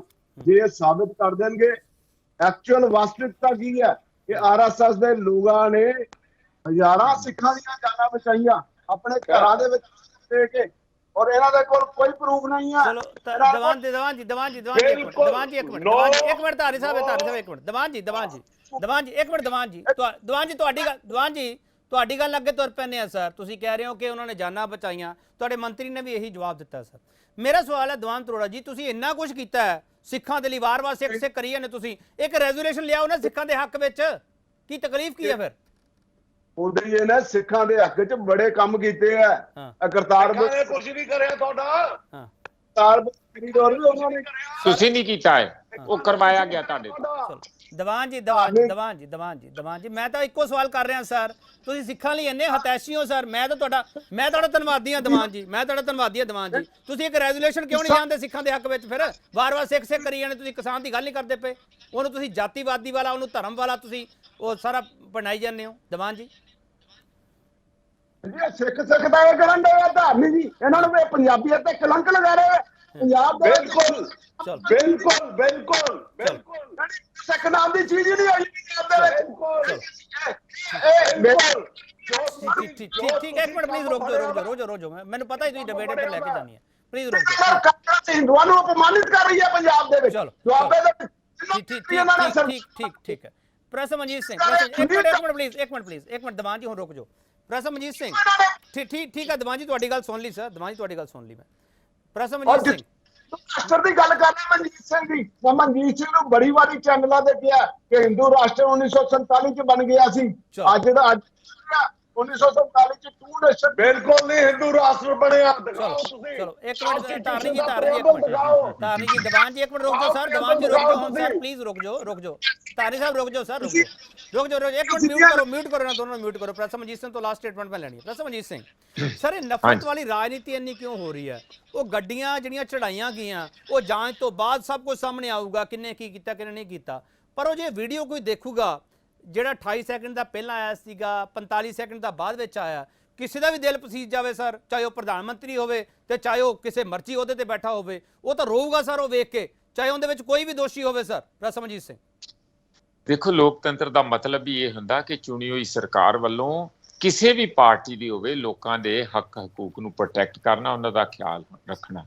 ਇੱਥੇ ਤੇ ਬਿਲਕੁਲ ਜਾਨੀ ਇੰਜ ਲੱਗਦਾ ਕਿ ਸਟੇਟ ਹੀ, ਜਿਵੇਂ ਗੁਰੂ ਨਾਨਕ ਦੇਵ ਜੀ ਨੇ ਕਿਹਾ ਸੀ, ਵਾੜ ਖੇਤ ਨੂੰ ਖਾਮ ਦੀ ਜਦ ਨਜ਼ਰੀ ਆਈ, ਜਦੋਂ ਸਟੇਟ ਖੁਦ ਉਹਦੇ ਚ ਭਾਗੀਦਾਰ ਹੋ ਜੂਗੀ ਤੇ ਲੋਕਾਂ ਨੂੰ ਕੌਣ ਬਚਾਊਗਾ? ਇਸੇ ਕਰਕੇ ਹੀ ਸਾਨੂੰ ਸੱਚੀ ਗੱਲ ਆ ਕਿ ਬਹੁਤੀ ਉਮੀਦ ਨਹੀਂ ਹੈ। ਹੋਮ ਮਿਨਿਸਟਰੀ ਖੁਦ ਉਹਦਾ ਬੇਟਾ ਇਨਵੋਲਡ ਆ, ਹੋਮ ਮਿਨਿਸਟਰੀ ਸਾਰੀ ਉਹ ਪੁਲਿਸ ਉਹਨਾਂ ਕੋਲ ਆ, ਜਿਸ ਕਿਸਮ ਨਾਲ ਪੁਲਿਸ ਨੇ ਬੈਰੀਕੇਡਿੰਗ ਕੀਤੀ, ਜਿਸ ਕਿਸਮ ਨਾਲ ਕੱਲੇ ਟਕੈਤ ਨੂੰ ਉੱਥੇ ਲਿਜਾ ਕੇ ਸਾਰਾ ਕੁਝ ਉਹ ਉੱਥੇ ਸਾਰੇ ਸਮਝੌਤਾ ਕਰੇ, ਫਟਾਫਟ ਉਹ ਫੂਕੇ ਇੱਕ ਕਿਸਮ ਦੀ ਸ਼ਾਂਤੀ ਨੂੰ ਲਿਆਉਣ ਦੀ ਕੋਸ਼ਿਸ਼ ਕੀਤੀ ਹੈ, ਉਹ ਸਾਰਾ ਤੁਹਾਡੇ ਸਾਹਮਣੇ ਆ। ਦਬਾਅ ਥੱਲੇ ਆ, ਸਟੇਟ ਨਾਲ ਜੁੜੀ ਹੋਈ ਹੈ, ਨਾਲ ਕਰਨਾ ਚਾਹੁੰਦੀ ਸੀ, ਉਹਨਾਂ ਨੂੰ ਬਚਾਉਣਾ ਚਾਹੁੰਦੀ ਹੈ। ਇਹੀ ਕਾਰਨ ਆ ਕਿ ਸੁਪਰੀਮ ਕੋਰਟ ਨੇ ਸੂਓ ਮੂਟੋ ਲਿਆ, ਲੋਕਾਂ ਨੇ ਦਬਾਅ ਪਾਇਆ, ਲੋਕਾਂ ਨੇ ਰੌਲਾ ਪਾਇਆ ਕਿ ਹੁਣ ਸੁਪਰੀਮ ਕੋਰਟ ਕਿੱਥੇ ਗਈ ਆ, ਕੋਰਟਾਂ ਕਿੱਥੇ ਗਈਆਂ, ਤਾਂ ਜਾ ਕੇ ਸੁਪਰੀਮ ਕੋਰਟ ਨੇ ਆਪਣੀ ਇੰਟਰਵੈਂਸ਼ਨ ਕੀਤੀ ਹੈ। ਹਾਲਾਤ ਇਹ ਹੈ ਕਿ ਜੋ ਸਾਡਾ ਲੀਗਲ ਸਿਸਟਮ ਆ, ਪੁਲਿਸ ਜਦ ਤੱਕ ਐਕਟਿਵ ਨਹੀਂ ਹੁੰਦੀ, ਸਾਰੇ ਡਾਕੂਮੈਂਟ ਤਿਆਰ ਨਹੀਂ ਕਰਦੀ, ਸਾਰੇ ਐਵੀਡੈਂਸ ਇਕੱਠੇ ਨਹੀਂ ਕਰਦੀ, ਫੋਰੈਂਸਿਕ ਰਿਪੋਰਟਾਂ ਇਕੱਠੀਆਂ ਨਹੀਂ ਹੁੰਦੀਆਂ, ਜਦ ਤੱਕ ਤੁਹਾਡੀ ਮੈਡੀਕਲ ਰਿਪੋਰਟ ਜਿਹੜੀ ਆਈ ਹੈ ਸਾਰੀ ਪੋਸਟਮਾਰਟਮ ਦੀ ਉਹ ਪ੍ਰੋਪਰ ਨਹੀਂ ਹੁੰਦੀ, ਕਿਵੇਂ ਤੁਸੀਂ ਕਿਸੇ ਨੂੰ ਸਜ਼ਾ ਦਿਵਾ ਲੋਗੇ? ਉਹ ਤੇ ਤੁਰੇ ਫਿਰਦੇ ਆ।